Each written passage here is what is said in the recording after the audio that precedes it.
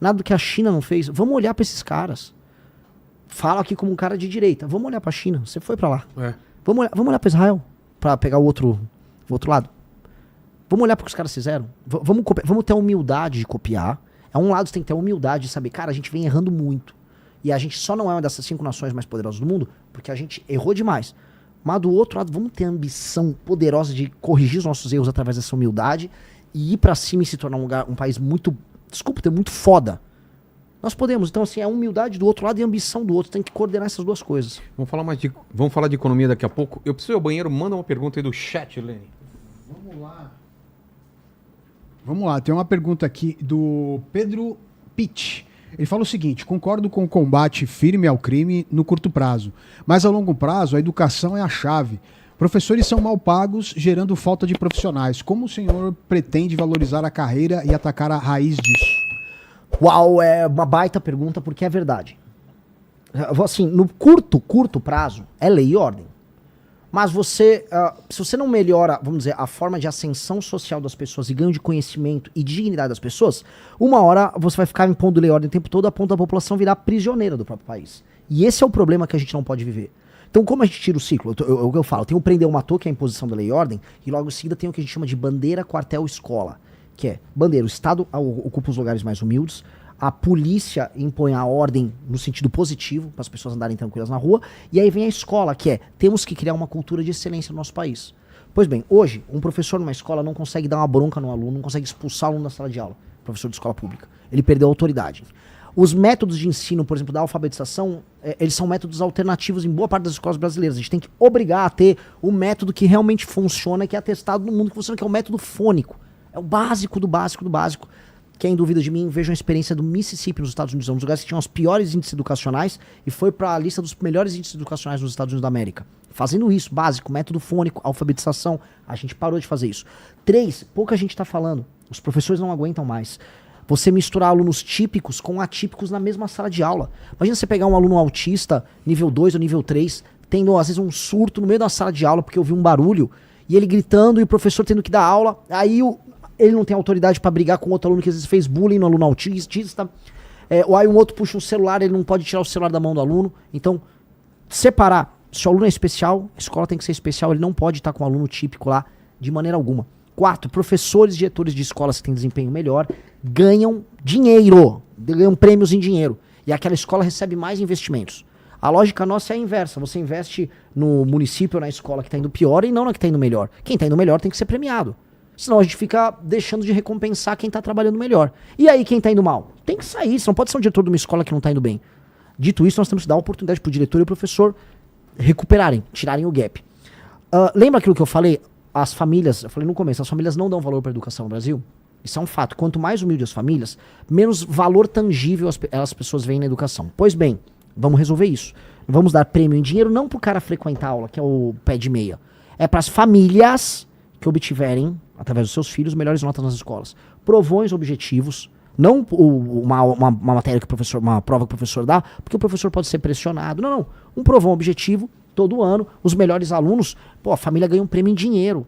Aí o prefeito do município tem que fazer o prêmio para os melhores alunos, a família tem que ser homenageada, tem que ser um status social você ter um filho que vai bem na escola pública. Esse filho pode ganhar inúmeros prêmios. Dentre eles, você quer ir para a escola mais bem ranqueada, privada, com tudo pago pelo Estado?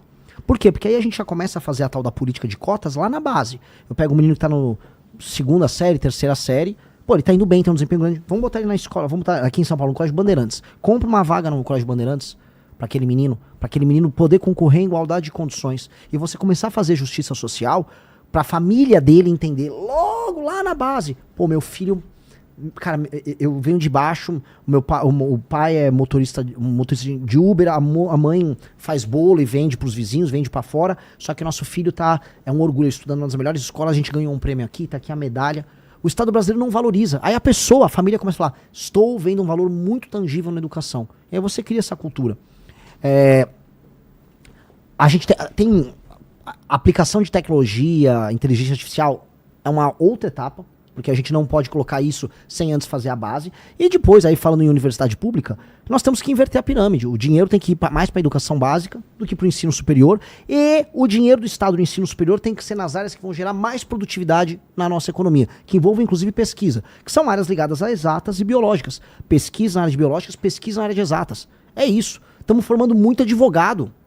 É muito advogado, dá muita gente de humanas, cara. Todo respeito, eu fiz direito. Quem vai gerar produtividade no mundo que tem terras raras, no mundo que tem programador, no mundo AI, é quem tiver no topo na área de biológicas, no topo da área de exatas. Ponto. Temos que criar pesquisa para criar empresas que tenham parte nessas pesquisas. E aí, estamos falando do Brasil entrar no rumo na área de educação. Tem mais uma pergunta aqui da Andy Gales. Ela falou o seguinte, ó, com cerca de 74% do eleitorado dizendo não saber quem você é, qual é o plano concreto para ganhar escala nacional em poucos meses? Rodar o Brasil. E em todos os lugares que eu puder ir. TV, podcast, rádios locais, todos os lugares que eu puder ir. Eu tô gravando 5, 6, 7 vídeos todos os dias. O que eu não vou fazer, vou começar, eu não vou vender a mãe pra ficar mais conhecido. Então eu não vou fazer coisas de Pablo Marçal, não vou gravar vídeos idiotas. Eu sou presidente de um partido que vai mudar o Brasil. Então eu não vou vender o almoço pra pagar a janta. Eu não vou vender não vou vender a janta pra pagar o almoço, na verdade. Eu não vou vender o futuro, a credibilidade futura nossa, fazendo coisas bizarras, que eu poderia fazer. Ficar gravando vídeos esdrúxulos e tal. Não, eu vou rodar como presidenciável, levando a sério todos os eleitores ao redor do Brasil. E, com base nisso, eu vou me tornar competitivo, e estou me tornando, porque, sendo mais desconhecido, eu estou em terceiro, na principal pesquisa que é a Atlas, sendo o mais desconhecido. Vamos colocar a pesquisa aí, ele já aproveita e comenta a pesquisa. Mas continua. E aí, com base nisso, ou seja, quando as pessoas me conhecem, elas tendem a me apoiar mais do que os demais. Aí eu subi. Se eu chegar nos 10%, e aí eu peço pra todo mundo, me divulgue muito, não é pedido de voto, é de divulgação, me divulgue muito, eu chegarei lá. Se eu chegar a 10%, ali a julho, são os 2 dígitos mágicos para eleitor. Lula ou Flávio vão derreter. Eu vejo isso quando eu vou a Santa Catarina e vejo que o eleitor do Flávio não tá animado com o Flávio, e quando eu vou pro Maranhão, Rio Grande do Norte, o Ceará, eu vejo que o eleitor do Lula não tá animado com o Lula. O mundo do Flávio, do Lula, acabou. Os caras têm a cabeça, né, do pai do Flávio Jair, ou Lula, lá da Guerra Fria. É um mundo offline, cara. O mundo Lula é um mundo muito antigo. Esse mundo acabou. As pessoas precisam de soluções para os problemas que a geração deles não resolveu. Então você percebe que não tem mais energia. No Maranhão eu andava lá, o Maranhão acho que junto com a Bahia, um dos estados que o Lula mais foi votado. Ninguém me parou, que é Lula. Ninguém tem coragem de falar que é Lula. A vida do pessoal tá uma desgraça no Maranhão, e chegou uma coisa que eles não estavam tão acostumados, que é o crime no interior. No Ceará, por exemplo, chegou o crime no interior. Não dá pro cara falar, aqui o Lula é um grande painho, tá, me roubaram meu celular e o PT não tá querendo fazer nada. Difícil, né? Dureza. Vamos lá. Essa pesquisa é de abril de 2026, Atlas Intel. Lula 46,6, isso é primeiro turno, né? Flávio Bolsonaro 39, tá lá o Renan em 5,3. Tá na frente do Zema e do Caiado, ó. Pois é. E aí? Daí pra 10, o que precisa acontecer? Continuar fazendo o que eu tô fazendo. Rodando o Brasil, falando proposta, modéstia à parte. Não quero me gabar aqui, mas assim, a gente tá discutindo proposta o tempo todo. Proposta e análise de Brasil. Com esses números você vai pra debate, pra todo debate, né? Vou. Zema e Flávio já toparam fazer debate aqui comigo. Você também topa? Vamos, iremos em todos os lugares. A gente precisa mostrar as nossas ideias que nós temos aqui. E acho que o espaço da internet é sensacional para isso. Hoje em dia é o que faz a diferença. Essa é outra pesquisa? Quest, você tá com... Quest não leva a sério. A que você tá mal, você não leva a sério. Não, a que você tá bem, você leva a sério. Não, vamos lá. Já falou assim, é legal. Não. Uma menina que fala mal de mim, eu não levo a sério. Não, fala... Vamos mudar. Datafolha, eu dou pior do que na Quest ou igual e eu levo a sério. Tem do Datafolha aí? Tem. Não é isso. Mas qual é o problema da Quest? Em outras? A Quest é o problema do envolvimento das lideranças dos institutos. Enfim, não vou ficar sendo polêmico hoje, tá? Mas assim, no momento certo eu vou comentar sobre os institutos, que agora eu sou pré-candidato, e aí a gente descobre, foi o Bismarck que falou, se as pessoas soubessem como as leis e as salsichas são feitas, ficariam horrorizadas. Eu pergunto, se as pessoas soubessem como as pesquisas também são feitas, confie em muita institutos... gente me falou isso já e... Vou te falar, confie em institutos que são internacionais. Porque o cara não vai destruir a credibilidade dele nos Estados Unidos roubando ou fazendo número em pesquisa no Brasil. Essa E tem mesmo- um instituto aqui que é internacional, dentre todos esses. Qual Só que um. é? É o Atlas. Tá. Que acertou Hungria, acertou Chile, acertou Argentina. Na Hungria, eles acertaram no detalhe. No detalhe. Todo mundo estava errando quem ia vencer na Hungria. Eles acertaram no detalhe. A Atlas, eu considero, já de muito tempo, eu já venho falando que a Atlas é um instituto mais sério, desde lá de 2021, quando eles começaram a fazer sondagens sobre popularidade do governo Bolsonaro. Então, tem vídeos meus, é só procurar, tá lá. Eu falo muito bem da Atlas. Considero o método deles mais interessante, uma questão de método. Porque ao fazer as sondagens online, eles encontram um eleitorado que já está, em certa medida, mais firme na sua tomada de posição. Enquanto outros institutos que fazem pesquisas em rua ou telefônicas, especialmente as telefônicas em casa, eles vão pegar um eleitor que só tem recall. Então, a Atlas, ela antecipa as tendências do eleitorado. E ao antecipar as tendências, ela aponta os caminhos melhor e ela acaba sendo mais precisa no final das contas. Então eu gosto da metodologia deles. Vamos para polêmica, Renan? Estamos aqui também para Vamos lá, isso. então. Algumas coisas você já respondeu na outra entrevista que você deu, mas como pode ter alguém vendo pela primeira vez, vamos lá.